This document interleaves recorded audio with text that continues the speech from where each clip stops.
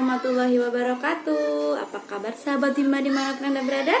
Tetap semangat dan terus belajar. Oke, pada hari ini saya akan menjawab pertanyaan tentang BBB dengan tema prioritas dalam membimbakan. Oke, langsung ke pertanyaan yang pertama.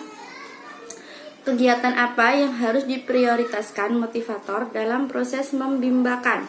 Yaitu kegiatan yang diprioritaskan dalam proses membimbakan yaitu bermain baca-bacaan. Lalu yang kedua, kapan motivator mengajak anak bermain baca-bacaan dalam proses Bimba Distance Learning? Yaitu pada saat awal masuk kegiatan, ke kegiatan inti dan ke akhir kegiatan, dan nanti di sela-sela kegiatan inti juga kita selipkan main baca-bacaan lagi. Yang ketiga, sudahkah Anda menerapkan kegiatan bermain baca-bacaan dalam proses Bimba Distance Learning? Alhamdulillah sudah saya terapkan dan berikan contohnya. Contohnya misalnya, ketika kita mulai mengawali kegiatan inti, kita bisa mengajak anak untuk bermain baca-bacaan secara berbarengan.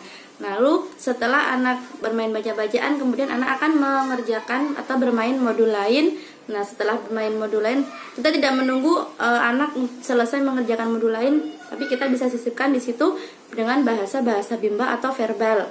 Itu termasuk dalam bermain baca-bacaan. Dan di awal pun kita bisa memasukkan bahasa-bahasa Bimba seperti verbal, misalnya sudah gosok GI belum kakak, seperti itu contohnya. Oke, langsung ke pertanyaan yang keempat. Sebutkan manfaat dari kegiatan bermain baca-bacaan.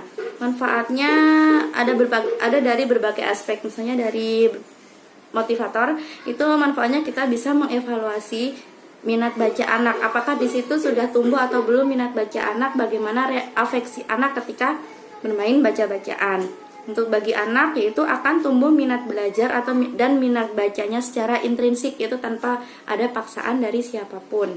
Dan bagi orang tua itu akan semakin yakin bahwa anak itu akan semakin tumbuh minat bacanya. Seperti itu. Untuk yang E, apa dampaknya jika motivator tidak menerapkan permainan baca-bacaan dalam proses Bimba Distance Learning? Yaitu maka tujuan dari Bimba pun tidak akan tercapai, karena tujuan Bimba itu yaitu menumbuhkan minat baca dan belajar pada anak. Untuk yang kedua, motivator tidak akan mencapai kompetensinya, dan motivator juga tidak akan menikmati prosesnya yang fun learning, karena di situ motivator akan selalu berpacu pada hasilnya. Lalu minat baca anaknya juga akan terlambat tumbuh, bahkan malah tidak akan tumbuh sama sekali. Dan kita pun akan merampas hak anak dan tidak akan mencapai kebahagiaan karena hak anak pun terampas oleh kita, seperti itu. Dan yang terakhir yaitu orang tua juga akan kurang yakin, seperti itu. Baik, kurang lebihnya seperti itu yang bisa saya sampaikan. Mohon maaf atas segala kekurangan. Assalamualaikum warahmatullahi wabarakatuh. Salam Bimba, tetap semangat dan terus belajar.